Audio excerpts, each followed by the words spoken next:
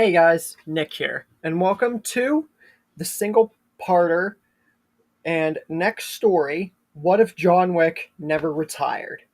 Before we begin, be sure to smash the like button, subscribe to the Omniverse of Nick channel, and further acknowledge and support the future of the Omniverse by checking out the Discord, Patreon, and both Google Docs on the homepage, as well as commenting future requests and expectations for this year in the comments section.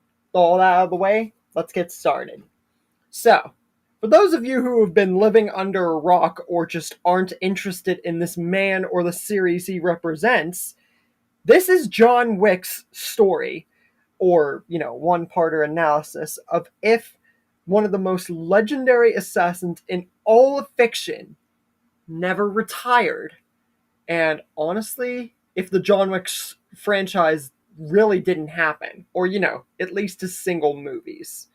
So, for those who are not aware, John Wick, like I said, is one of the most infamous assassins in all of fiction, and Keanu Reeves plays him beautifully. And as we know, the John Wick story basically shows that Viggo gave him an impossible task and made a deal so that John could be done with the entirety of what made him him and being an assassin and everything, and have a retirement and a life. He would then have that life with his wife Helen, but she would die years later. And afterwards, a puppy would be given to John as a memory and gift from his late wife. But then his puppy was taken from him and his car stolen. And that fueled back the fire and the anger and the unbridling, brutalistic resolve that made John Wick the man that we know him as today. But what if he was stronger? What if this unbearingly brutal assassin was thousands, millions times stronger and never quit? Never wanted a life, but wanted to stay where he was and be who he truly was, a killer. So, first and foremost, the deal, the impossible task, that would never happen. That was only put in place because John wanted to retire and get out of his life. But here, that's not going to happen. Which means not only does John Wick stay with his quote-unquote family, but he is even more stronger, durable, faster, and has way more leverage weapons and artillery than any version of him put together. And also, what would happen to Helen? Well, she would most likely get with someone else, or remain alone until the day that she would die, because that's still going to happen. As for the puppy, you might ask?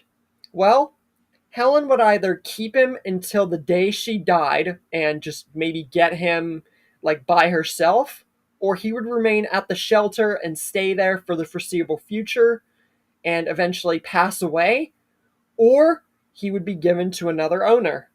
Either way, the puppy would remain untouched and live out possibly a very peaceful life. As for Viggo and his son, they would most likely remain alive. There would be no reason to go after John Wick, nor to go after his home, because John Wick wouldn't really live there. So, ultimately, they would most likely remain alive and off to the side, more or less. Possibly popping in and out of the ways of the world of the John Wick universe. But it's debatable. As for Marcus, he would have most likely remain alive. But his and John Wick's rivalry would most likely continue to grow from what we heard and saw in the first movie and what we would hear and see going onwards from what we could infer about Marcus's past life with John Wick. So their rivalry would continue to grow, and Marcus would most likely get stronger, faster, more deadly because of John Wick. And it's debatable whether one or the other would attempt to actually kill each other. But honestly, I don't think that would happen. I think it would just be a sort of friendly rivalry, and yet, mutual understanding rivalry. Sort of like that, As for Santino and the whole confrontation and thing that John Wick and himself had, that would be thousands of times more different. Because John Wick would honor his marker, or the marker wouldn't exist. It's debatable. But if the marker still did exist, then John Wick would honor it, no sweat. He would have no reason to refuse it. So he would do that. And honestly, this would put an even bigger target on his back than in canon because of his thousands of times more deadly reputation, pretty much being the strongest and most dangerous man ever. And he kind of already was. And honestly, there would be nothing to stop John Wick. He would literally be unstoppable. So no matter if the numbers game was even more deadly than in canon, there's absolutely no man, no army, no law that John Wick could not break. And one after the other, John Wick would show that he is the most deadly man on the face of the planet, and would continue to grow until he would either truly find a way to retire at old age or stay with the family that he truly trained with forever. And this would show that one choice of not retiring would make John Wick the most deadly and unstoppable man that would make his original outing look like a piece of candy in comparison.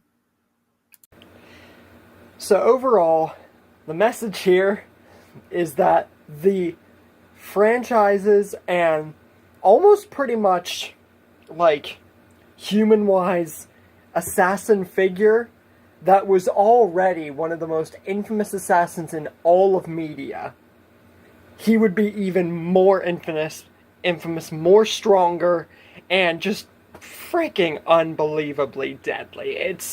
There's absolutely no question. True, he wouldn't have the peaceful life that a part of him once sought, but honestly, I think we can all agree. The peaceful John Wick is fine, but we all love the brutal killing. Ultimately, what makes John Wick is the killing. And that's why the franchise, to this day, is still one of the most best sources of media and one of the most important things that represents an assassin. Not counting Dragon Ball, of course. But anyways, hopefully you enjoyed this one-parter analysis to John Wick Never Retiring. Stay tuned for the last two stories on the now dead list and what's about to come forward in the epic continuation of the Omniverse of Nick.